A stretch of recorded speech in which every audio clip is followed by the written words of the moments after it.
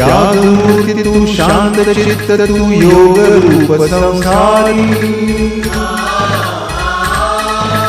दया प्रेम मानवतेचे प्रतीक तुझी ईश्वरी सिद्धमूर्ती सिद्धार्थ गौतम सकलांचा स्वामी त्यागमूर्ती तू शांत चित्त तू योग रूप संसारी दया प्रेम मानवतेचे प्रतीक तुझी ईश्वरी सिद्धमूर्ती सिद्धार्थ गौतम सकलांचा स्वामी